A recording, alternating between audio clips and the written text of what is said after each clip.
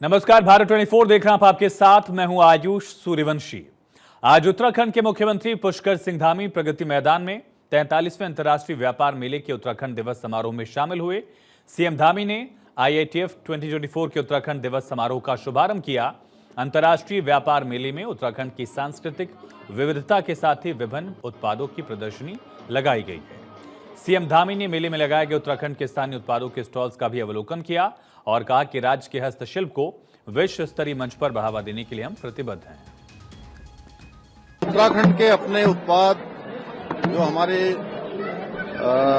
स्वयं सहायता समूह के द्वारा स्थानीय हमारे उत्पादों के द्वारा जो अनेक प्रकार के उत्पाद बनाए जा रहे हैं, आज उनकी मांग दिनों दिन बढ़ रही है। चाहे वो मिलेट्स के क्षेत्र में हो, चाहे वो अन्य क्षेत्र में हो, चाहे सिलाई बुनाई के सामान हो, सभी में आज सबकी डिमांड पूरे देश के अंदर भी हो रही है, दुनिया में भी हो रही है। हमने हाउस ऑफ हिमालय जो हमारा ब्रांड है, पिछले वर्ष आदरणीय प्रधानमंत्री जी ने उसका शुभारंभ किया था।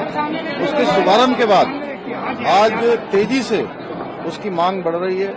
इससे हमारी महिलाओं को विशेषकर आगे बढ़ने का अवसर मिल रहा है। वहीं आज उत्तराखंड के मुख्यमंत्री पुष्कर सिंह धामी ने अपने कैबिनेट के सदस्यों विधायकों के साथ हाथी बड़कला स्थित एक मॉल में हिंदी फिल्म दी साबरमती रिपोर्ट को देखा। ये फिल्म 27 फरवरी 2002 को गोधरा में साबरमती एक्सप्रेस ट्रेन में आग लगने की घटना पर आधारित है।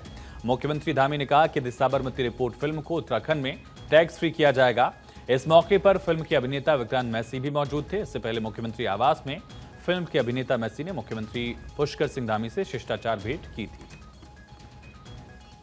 मैं बधाई देना चाहता हूं एकता कपूर जी की, हमारे विक्रांत मैसी जी को, जिन्होंने बहुत शानदार काम करके पूरे देश के सामने सच्चाई लाने का काम किया है। निश्चित रूप से ये फिल्म सभी को देखनी चाहिए, ये रिपोर्ट सबको देखनी चाहिए, जिससे कि पूरे देश के सामने सच आए। और मैं आज इसको देखने के बाद साबरमती रिपोर्ट को जिस प्रकार से 59 राम भक्तों को जिंदा वहाँ जलाया गया, ये फिल्म पूरे देश के अंदर और हमारे प्रदेश के अंदर विशेषकर हर किसी को देखनी चाहिए। इसके लिए हम इसको टैक्स फ्री भी करेंगे। वहीं सीएम धामी ने गोधरा कांड की सच्चाई सामने लाने के लिए फिल्म की पूरी टीम की तारीफ की। इस मौके पर कैबिनेट मिनिस्टर प्रेमचंद अग्रवाल, गणेश जोशी, सुबोध उनियाल, राज्यसभा सांसद बीजेपी के प्रदेश अध्यक्ष महेंद्र भट्ट, लोकसभा सांसद माला राज्यलक्ष्मी शाह और कई विधायक भी मौजूद रहे।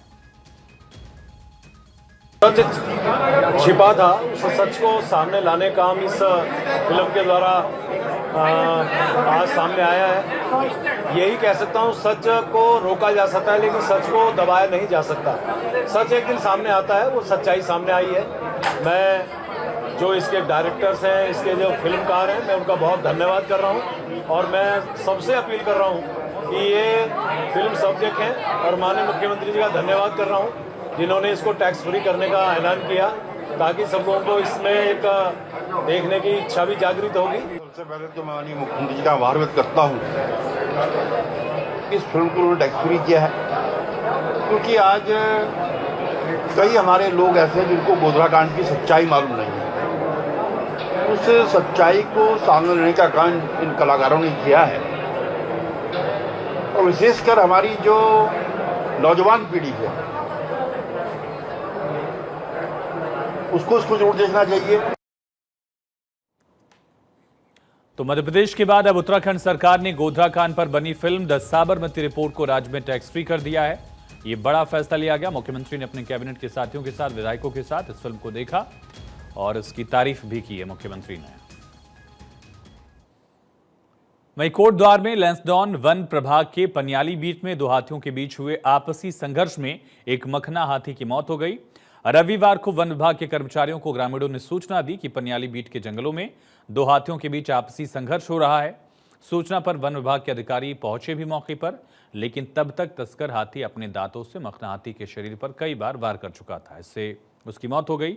बाद में वन विभाग ने पशु चिकित्सकों की टीम से हाथी का पोस्टमार्टम करवाने के बाद हाथी के शव को जंगल में ससमान दफन करवा दिया है। कोटद्वार रेंज में सुखरो बीट के अंदर हमें एक हाथी के मारे जाने की सूचना प्राप्त हुई थी। जिसके बारे में स्टाफ ने बताया है कि आपसी संघर्ष में इस हाथी की मृत्यु हुई है।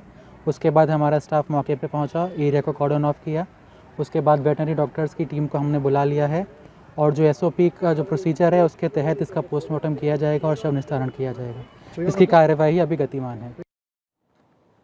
और कहते हैं प्यार में इंसान किसी भी हद तक गुजरने से परहेज नहीं करता, फिर चाहे नतीजा कुछ भी हो। लेकिन कभी कभी प्यार का ये अंधापन लोगों को अपराध की दुनिया तक ले जाता है। उधम सिंह नगर जिला मुख्यालय रुद्रपुर से एक ऐसा ही सनसनीखेज मामला सामने आया जिसने न केवल प्यार और विवाह जैसे पवित्र रिश्ते को कलंकित किया है, बल्कि पति पत्नी के बीच के भरोसे का भी कत्ल कर दिया है। जहां पत्नी ने प्रेमी के साथ मिलकर पति की हत्या कर डाली। दरअसल शुक्रवार सुबह रुद्रपुर के प्रीत विहार क्षेत्र में कल्याणी नदी किनारे खेत से युवक का शव मिला, जिसे मिट्टी में दफनाया गया था। युवक की शिनाख्त धर्मपुरा निवासी सुमित के रूप में हुई। पता चला कि युवक पिछले 14 नवंबर से लापता चल रहा है और परिजनों द्वारा उसकी गुमशुदगी की रिपोर्ट दर्ज कराई गई थी। सुमित की लाश मिलने के बाद पुलिस ने कई लोगों को पूछताछ के लिए उठाया। पूछताछ में जो खुलासा हुआ वो हैरान करने वाला है। जानकारी के मुताबिक धर्मपुरा निवासी सुमित पेशे से टेम्पो चालक था और पिछले 14 नवंबर से ही वो लापता था। इस बीच सुमित की पत्नी रेनू ने 16 नवंबर को पति की गुमशुदगी की रिपोर्ट दर्ज करवाई थी और रिपोर्ट दर्ज होने के बाद पुलिस ने जांच पड़ताल शुरू की, लेकिन कोई अहम सुराग नहीं लगा। हालांकि इसी बीच परिजनों ने मोहल्ले के गणेश नाम के युवक पर शक जताया। इसके बाद परिजनों की आशंका पर पुलिस ने जांच शुरू की, लेकिन गणेश और मृतक सुमित की पत्नी रेनू लगातार गुमराह करते रहे। इसके बाद पुलिस ने रेनू की कॉल डिटेल को खंगाला तो पता चला कि रेनू और गणेश के बीच में घंटों तक बातें चलती हैं। इसके बाद पुलिस ने सख्ती से पूछताछ की तो आरोपी गणेश टूट गया और उसने सारा राज उगल दिया। गणेश ने बताया कि उन्होंने सुमित की हत्या की, शव कल्याणी नदी में फेंका। इसके बाद पुलिस गुरुवार देर शाम कल्याणी नदी पहुंची, लेकिन पुलिस को वहां कुछ बरामद नहीं हुआ। इसके बाद हत्याकांड में शामिल अन्य आरोपियों को भी उठाया गया तो पता चला कि उन्होंने गणेश की गैर मौजूदगी में सुमित की डेड बॉडी को गड्ढे में दफन कर दिया था। इसके बाद आज सुबह गणेश की लाश बरामद कर ली गई। जानकारी के मुताबिक सुमित की पत्नी रेनू का मोहल्ले के ही रहने वाले गणेश के साथ प्रेम प्रसंग था। रेनू और गणेश ने ही प्लानिंग करके सुमित को ठिकाने लगाया और वारदात में गणेश के 4 दोस्त वंश, दीपक, शिवम और गोविंदा ने उनका साथ दिया। हैरानी की बात तो यह है कि मृतक सुमित और रेनू की लव मैरिज थी और हत्यारोपी गणेश रेनू का पहला प्यार था। फिलहाल पत्नी की रची हुई साजिश का आज उधम सिंह नगर की पुलिस ने खुलासा किया और आरोपी महिला समेत 4 लोगों को हिरासत में लेकर कोर्ट में पेश करके फिलहाल जेल भेज दिया गया है। थोड़ी सख्ताई से पूछताछ की गई और कैमरे के सर्विलांस से जानकारी ली गई, जिसमें यह पता चला गणेश अपने कुछ मित्रों के साथ मिलकर सुमित नामक व्यक्ति की हत्या कर दी है और कल्याणी नदी में उसके शव को फेंक दिया है।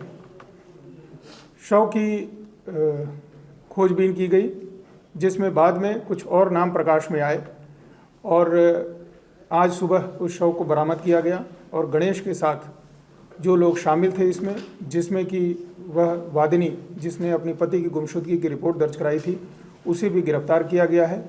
इसमें कुल 4 लोगों को 3 लोगों को गिरफ्तार किया गया है और 2 लोग अभी वांछित हैं।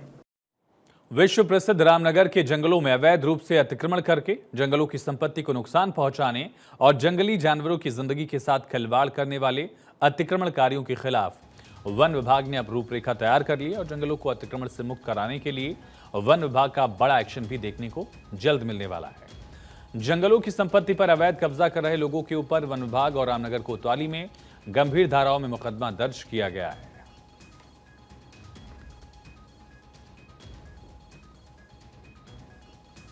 जंगल और जानवर की हिफाजत के लिए धामी के निर्देश यानी कि मुख्यमंत्री के निर्देश के बाद वन विभाग के भी सख्त तेवर अब दिख रहे हैं।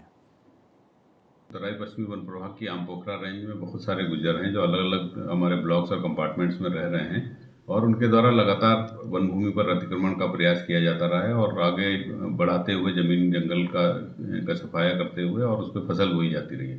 तो इसी क्रम में हमने ये जो तुमड़िया खत्ते में कुछ गुज्जर थे, 19 परिवार थे, उनके विरुद्ध बेदखली आदेश पारित किया है और उनको ये डायरेक्शन दिए हैं कि किसी भी तरह से ये जो वन भूमि पर फसल जो है नहीं उगाने दी जाएगी। तो अब देखने वाली बात होगी कि डीएफओ को लेकर जो निर्देश दिए गए हैं किस तरह से अब इस पर काम किया जाता है। आगे बढ़ते हैं बात हरिद्वार की, जहां तकरीबन 5 लाख किसान यूरिया डीएपी खाद के लिए परेशान थे। वजह ये भी कि इन दिनों गेहूं की बुआई पीक पर चल रही है, ऐसे में खाद की जरूरत है।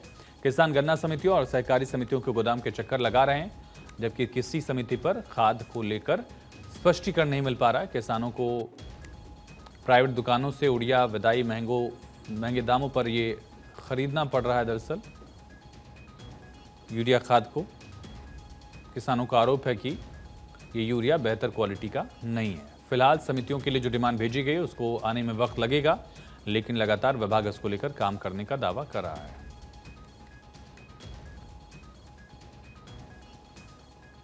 डाई नहीं है और 15 दिन का आश्वासन दिया कि 15 दिन के बाद डाई आएगी। और गेहूं का बोरा जो है किसानों का गेहूं का टूट पड़ा है। किसी समिति पर कोई नहीं है, कहीं भी डाई नहीं मिल रही है। बहुत परेशानी है जी, कहीं भी नहीं मिल रही डाई तो, ना थल ना बादर पूरा कहीं भी नहीं। जगह चक्कर काट रहे, कहीं भी डाई नहीं मिल रही। वैसे खाद गेहूं बोना पड़ रहा। आ जाएगी आजकल में आ जाएगी, कह रहे। हरिद्वार जिले में जो डाई और यूरिया है उसकी किल्लत जो है किसान झेल रहे हैं। हरिद्वार जिले के तमाम किसान यानी कि 5 लाख से अधिक किसानों को इस समय डाई और यूरिया से परेशानी दो हाथ करने पड़ रहे हैं। प्राइवेट दुकानों पर महंगे दामों में डाई और यूरिया खरीदना पड़ रहा है और जो घटिया क्वालिटी का है उसको लेकर के कहीं ना कहीं जो फसलें हैं फिलहाल उनमें जो है डालना पड़ रहा है। लेकिन फिलहाल सवाल खड़ा हो रहा है समितियों के अधिकारी और कर्मचारियों पर, यानी कि इफ्को को डाई और यूरिया की जो डिमांड है वो समय पर क्यों नहीं भेजी जाती, ताकि समय पर किसान जो है अपनी फसलों में डाई, यूरिया, नाइट्रोजन, फास्फोरस जैसे खाद को डाल सकें। फिलहाल इस तरीके से किसानों को परेशानी का सामना झेलना पड़ रहा है। हमने डाई को लेकर, यूरिया को लेकर जो संबंधित अधिकारी हैं उनसे बात की है तो उन्होंने साफ तौर पर उनका यही कहना है कि जिस तरीके से डाई और यूरिया की जो डिमांड है वो इफ्को द्वारा भेजी गई है, लेकिन 15 से 20 दिन का समय अभी और लग सकता है। तब जाकर के रैक जो है समितियों पर पहुंचेगी और तब जाकर किसानों को डाई और यूरिया उपलब्ध हो पाएगा। कैमरा पर्सन के साथ रामगोपाल, भारत 24, लक्सर। उत्तराखंड के सुल्तानपुर नगर में चोरों के हौसले बुलंद हैं। देर रात अज्ञात चोरों ने रशीद के घर से नशीला पदार्थ सूंघाकर लाखों रुपए के सोने, चांदी और नकदी पर हाथ साफ किया। सुबह होते ही रशीद की नींद खुली तो होश उड़े। कमरे में सामान बिखरा देख घटना की जानकारी पुलिस को दी गई। घटना की सूचना पर मौके पर पहुंची पुलिस ने जांच पड़ताल शुरू कर दी है। 2-3 दिन से रशीद घर पर अकेला सो रहा था। पीड़ित के बीवी बच्चे रिश्तेदारी में शादी में गए हुए थे और फिलहाल इसको लेकर पुलिस पड़ताल कर रही है। 60,000 तो कैश ले गए जी। और जी क्या नाम ले, सोना चांदी ले गए 3 तोड़े का सोना। और जी क्या नाम ले, आधी किलो चांदी जी। सारा जेवर उठा लेकर कैश ले गए जी, पास 50,000। लक्सर के खानपुर थाना क्षेत्र स्थित लालचंद वाला गांव में हर्ष फायरिंग करने का मामला सामने आया। हर्ष फायरिंग में एक 9 साल के बच्चे को गोली लगी और उसकी मौत हो गई है। खानपुर थाना पुलिस ने बच्चे के शव को कब्जे में ले लिया है। पोस्टमार्टम के लिए सरकारी अस्पताल भेजा है और मामले की गहनता से जांच शुरू कर दी है। फायरिंग करने वाले आरोपी की भी तलाश की जा रही है। आपको बता दें कि खानपुर थाना क्षेत्र के लालचंद वाला गांव में मुस्लिम समाज के एक परिवार में एक शादी समारोह चल रहा था। मड़े की रस्म के दौरान देर रात डीजे पर नाच गाना चल रहा था। इसी दौरान किसी ने हर्ष फायरिंग की।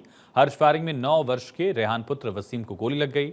आनफान में तुरंत बच्चे को अस्पताल ले जाया गया, जहां डॉक्टर्स ने ब्रॉड डेड डिक्लेयर कर दिया। सूचना मिलते ही खानपुर थाना पुलिस मौके पर पहुंची और शव को कब्जे में लेकर पोस्टमार्टम के लिए रुड़की अस्पताल भेज दिया है।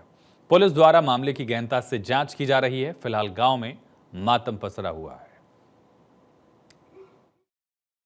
जो में अब वहाँ से हुआ जो भी कुछ हुआ, हम तो सब घर थे।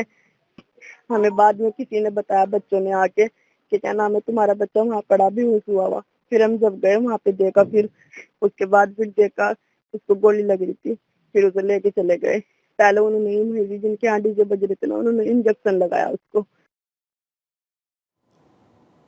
देहरादून में यातायात सुधार की दिशा में सरकारी मशीनरी तेजी से आगे बढ़ रही है। देहरादून डीएम सवीन बंसल ने बताया कि शहर में यातायात व्यवस्था सुधार हेतु लगातार कार्य योजना तैयार की जा रही है, जहां चौराहों के सुधारीकरण से यातायात व्यवस्था बेहतर होगी। चौराहों के जरिए दरअसल इसको लेकर लगातार काम किया जा रहा है। राज्य के पारंपरिक स्थलों के अनुसार विकसित एवं सौंदर्यीकरण इन चौराहों को किया जाएगा। हार्ट ऑफ द सिटी में 3 मुख्य जगह दिलाराम चौक, साईं मंदिर जंक्शन, कोठाल गेट पर स्थानीय संस्कृति के प्रचार प्रसार के साथ ही दुर्घटनाओं पर नियंत्रण के लिए व्यापक योजना तैयार की जा रही। इस बात की जानकारी भी दी गई है। देखिए, जैसे आपको आज हमने सर ने भी प्रेस कॉन्फ्रेंस में बताया था कि जो हमारा एक नया इनिशिएटिव आ रहा है यहाँ पे, जिसमें हम जो हमारी रिवर डेवलपमेंट से जो इम्पोर्टेंट हमारी स्कीम है NRMM, राष्ट्रीय आजीविका मिशन। तो उसमें जो हमारे SHG ग्रुप्स हैं उनको हमने उनकी आजीविका बढ़ाने के लिए जो हमने इनिशिएटिव लिया, जिसमें जो हमारे मेजर पर्यटन स्थल है, जिसमें हमने प्रथम चरण में बिच्छू पानी को करा है, वहाँ पे एक आउटलेट हम खोल रहे हैं। तो इसमें क्योंकि हमारा भीड़ भी काफ़ी आती है, तो उनका जो प्रोडक्ट्स हैं वहाँ पे डिस्प्ले होंगे, उनकी कैंटीन वहाँ पे चलेगी, तो उनका बहुत अच्छा सेल भी होगा। और जो पर्यटक हैं उनको भी अच्छे जो हमारी पहाड़ी व्यंजन हैं वो भी उनको मिलेंगे। तो उसका भी हम डिसिमिनेट करेंगे through out the country, through out the world, क्योंकि इम्पॉर्टेंट पर्यटक डेस्टिनेशन और डिफरेंट जगहों से लोग यहाँ पे आते हैं। तो एक ये इम्पॉर्टेंट इनिशिएटिव हमारा इस बार जा रहा है। इसके अलावा जो और लोकेशंस है, जैसे हमने इस बार कोरोनेशन हॉस्पिटल में स्टार्ट कर रहे हैं। इसके अलावा जो हमारी कचहरी परिसर है, जहाँ पे बहुत ही लोकल्स की आगमन रहता है, और एक सुद्धो वाला है वहाँ पे पंचायत घर है, उसके एरिया में हम कर रहे हैं, क्योंकि वो भी एक जो हमारे जो डिफरेंट कल्चरल और टूरिस्ट प्लेसेस जैसे चक्राता, त्यूनी, लाखा मंडल, उस एरिया के लिए वो रोड जाती है। तो उधर भी एक रख रहे हैं कि जो लोग उधर की साइड जाएं, तो वो भी एक हमारा अच्छा लोकेशन हमको मिला था। तो ये सारे हमने इस बार इनिशिएटिव लिए। हरिद्वार में हाईवे पर दिन रात छोटे और बड़े हजारों वाहन चलते हैं। ऐसे में कई जगहों पर ट्रैफिक सिग्नल लाइट बंद होने से हादसे का खतरा भी बना रहता है। लाइट बंद होने से पुलिस को ट्रैफिक का संचालन करना पड़ता है। इस मामले में एसपी ट्रैफिक ने कहा कि ट्रैफिक लाइट्स को दुरुस्त करने के लिए नगर निगम को लेटर लिखा गया है। उम्मीद है कि जल्द खराब लाइट्स को ठीक करा लिया जाएगा। कुछ जो है अभी हमारी हाईवे की ट्रैफिक लाइट्स तो सही कार्य कर रही है, लेकिन सिटी के अंदर कुछ स्थान है, 2-3 स्थान, वाल्मीकि चौक, हमारा ऋषिकुल, और इनकी लाइटें खराब है। ये लाइटें नगर निगम की ओर से लगाई गई हैं, इनको पत्र लिखा गया है, वहाँ से भी इसमें कार्रवाई की जा रही है, और संबंधित जो कंपनी जिसने लगाई थी उससे उनकी वार्ता चल रही है। इसमें शीघ्र ही इनको ठीक करा जाएगा। उत्तराखंड में मौसम शुष्क बने रहने के चलते गर्मी जाने का नाम नहीं ले रही है। सुबह और शाम के समय ठंड का प्रकोप बढ़ा, लेकिन दिन के समय चटक धूप खिलने से खांसी भी लगातार गर्मी देखी जा रही। पहाड़ों पर भी मौसम सामान्य बना हुआ है। बर्फबारी अधिक नहीं होने के कारण मैदानी इलाकों में ठंड उस प्रकार नहीं दिख रही है। देहरादून से हरिद्वार तक दिन का तापमान सामान्य से ज्यादा बना हुआ है। इस कारण दिक्कत बढ़ गई है। मौसम विभाग की ओर से आने वाले दिनों में मौसम में कोई बड़े बदलाव के संकेत भी नहीं दिए गए हैं।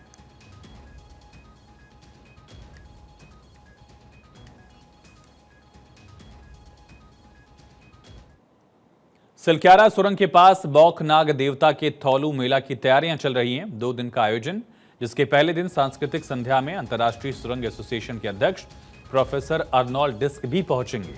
इसको लेकर उन्होंने एक संदेश भी जारी किया है और बौखनाग देवता के 3 वर्ष में होने वाले मेले में भी शामिल होने की बात कही गई है। बौखनाग देवता मेले के संरक्षक वेद प्रकाश बिजलवाड़ ने बताया, 25 नवंबर शाम 5 से रात 10 बजे तक सिलक्यारा सुरंग के पास जागर सम्राट प्रीतम भरतवाण की संगीत संध्या होगी। इसमें सुरंग के अंदर 17 दिनों तक फंसे श्रमिकों को भी आमंत्रित किया गया है।